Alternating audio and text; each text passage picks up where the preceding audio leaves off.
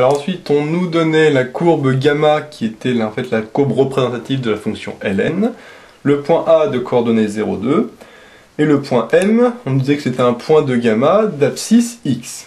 Et on nous demandait de montrer que la distance à M était égale à racine de f de x. Bon.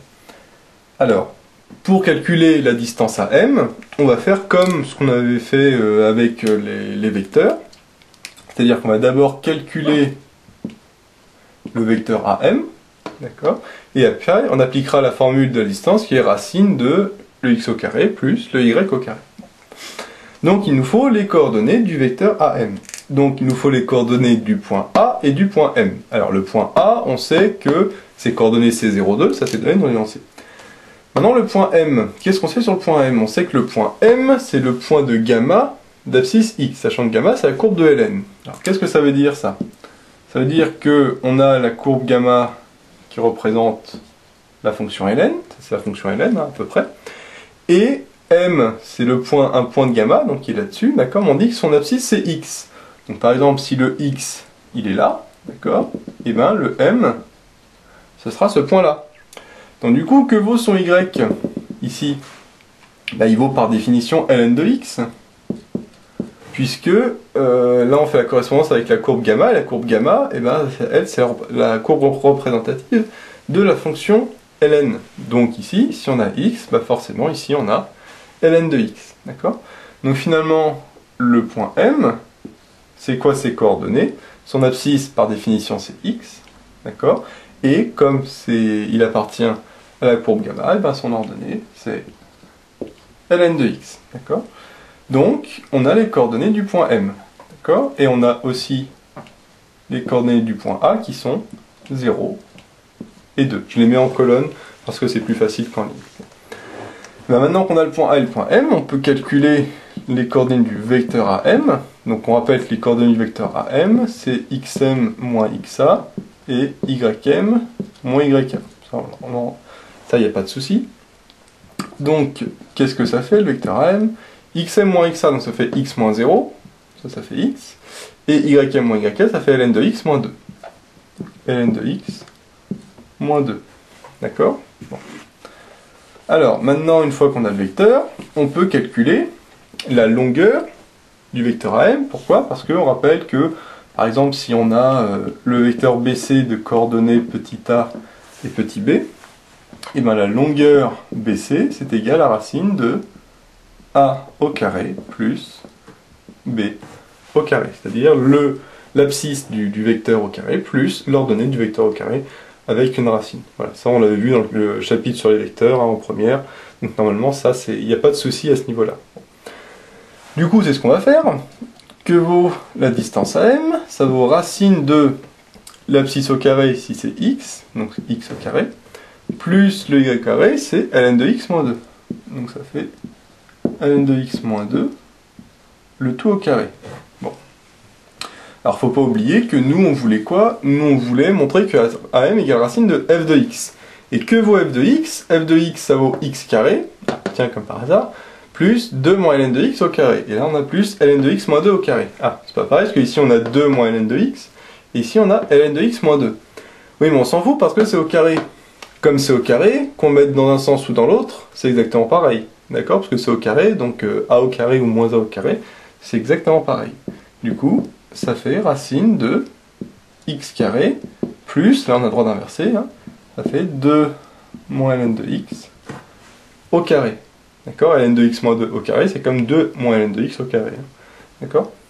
Et donc, qu'est-ce qu'on remarque ici? X carré plus 2 moins ln de x au carré, comme par magie, c'est le f de x, et qui est exactement ce qu'on voulait. D'accord? On a bien montré que la distance à M, c'est égal à racine de f de x. D'accord? Bon. Alors, ici, le plus dur, c'était de savoir comment partir. On nous demandait de montrer que la distance à M, c'est égal à racine de f de x. Bon. La seule manière qu'on a, la manière la plus répandue de calculer une distance, bah c'est, comme on a vu, hein, c'est de calculer d'abord le vecteur, et puis après d'appliquer la formule avec la racine. Bon. Donc on se dit, bah, il faut les coordonnées du vecteur. Donc s'il faut les coordonnées du vecteur, il faut, d'après ça, hein, les coordonnées du point, enfin, des points. le point on l'a. Et le point M, alors il fallait juste traduire l'énoncé, d'accord? Le fait de dire que M c'est un point de gamma d'abscisse X et que gamma c'est la courbe de Ln de X, et bien ça veut dire que M, son abscisse c'est X et son ordonnée c'est Ln de X, puisqu'il appartient à gamma, courbe représentative de la fonction Ln. Une fois qu'on a fait ça, c'est quasiment terminé, parce qu'après c'est juste appliquer la formule ici pour le vecteur, puis la formule ici pour la longueur, sans oublier, attention, que ici c'est inversé par rapport à la fonction f, mais que comme c'est au carré, on peut inverser tous les signes, d'accord? Parce que a moins b au carré, ça c'est égal à a carré moins 2ab plus b carré, si on développe l'identité remarquable. Mais si on fait b moins a au carré, ça fait b carré moins 2ba plus a carré, d'accord? Mais on remarque que c'est exactement la même chose, b carré, a carré, moins 2ab, moins 2ba, c'est exactement pareil. Donc a moins b au carré ou b moins a au carré, c'est exactement la même chose. C'est pour ça que ln de x moins 2 au carré ou 2 moins ln de x au carré, c'est exactement la même chose. Voilà. Et ça nous permet de retrouver, comme de par hasard, la fonction f. Et donc ça nous donne racine de f de x. Alors ensuite, on posait encore une nouvelle fonction, g de x, qui est égale à racine de f de x, et on nous demandait de montrer que f et g ont les mêmes variations. Alors pour ça va être très simple, il va falloir calculer g'. Alors on va voir après pourquoi. Calculons g' de x. Alors, déjà, pour calculer g', il faut savoir g, qu'est-ce que c'est comme type de fonction. G, c'est égal à racine de f de x. Donc c'est une fonction racine, mais avec f de x à l'intérieur, c'est-à-dire que c'est une fonction composée. D'accord ?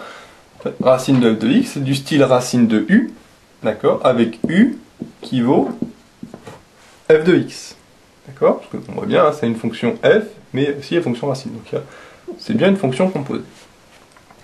Alors, quelle est la dérivée de racine de u?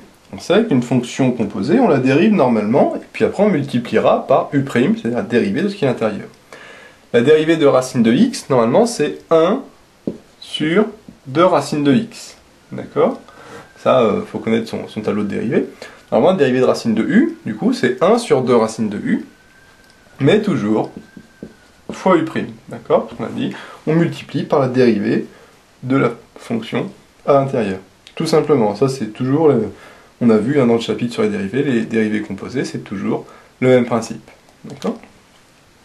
Alors, le u, on sait que c'est f, et le u', alors que vaut u', c'est assez simple, parce que comme u ça vaut f de x, u' c'est la dérivée, donc la dérivée de f de x, c'est f' de x, tout simplement.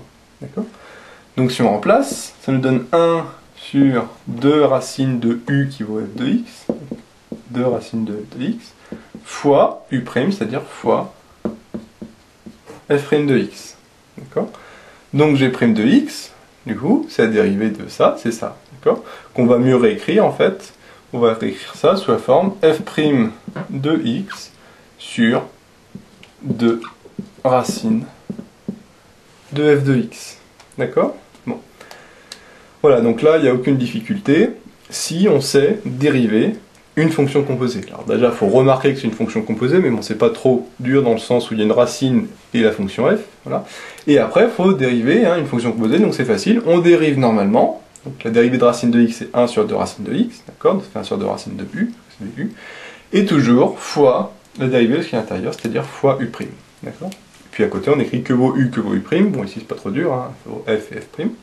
Et après, on remplace. Voilà. Alors, faut pas oublier la question c'était de montrer que f et g ont les mêmes variations. Alors, pourquoi est-ce que ça nous permet de dire que f et g ont les mêmes variations?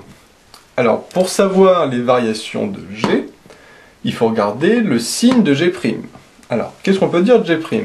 Ce qu'on peut dire surtout, c'est qu'au dénominateur, il y a 2 racines de f de x. Le 2, une constante strictement positive, et racine de f de x, comme c'est racine, de toute façon, c'est strictement positif aussi. D'accord? Parce que ce dénominateur, de toute façon, ce ne sera pas égal à 0. Donc, le dénominateur, ici, il est strictement positif.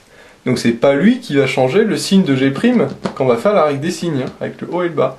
Donc, finalement, le signe de g', il dépend de qui? Ben, il dépend du signe de f'.